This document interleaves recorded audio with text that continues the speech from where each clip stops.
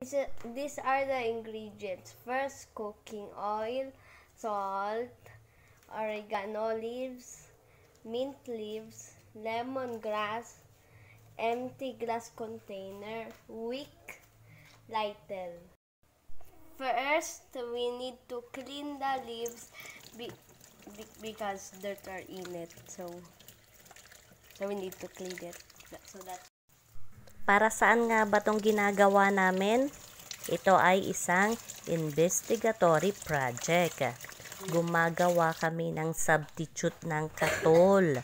Kasi alam naman natin na ang katol ay madaming chemical na nagkakaroon ng masamang dulot sa katawan ng mga tao, lalo-lalo na sa mga bata. Kaya sinubukan namin, nag-research kami kung paano mapapalitan ang katol. Sa nasabing project, sundan na ang prosesong ginawa namin. Madali lang naman siya actually. Yun lang, kailangan mo lang talaga siyang lutuin ng medyo matagal para manuot yung amoy ng mga ingredients na nilagay mo para masabi nating effective. At yan nakikita nyo, para siyang kandila. Simple lang naman tong ginawa namin compare doon sa iba, ngunit masasabi kong effective din naman siya. Ginawa namin kasi nang huli kami ng lamok para masubukan.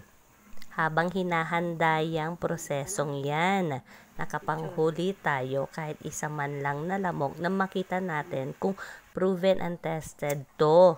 Sa una, medyo mahirap sindihan, pero pagtagal din, okay naman. Sinubukan naming ilagay siya sa labas, ngunit hindi naman siya nakakamatay kasi open area.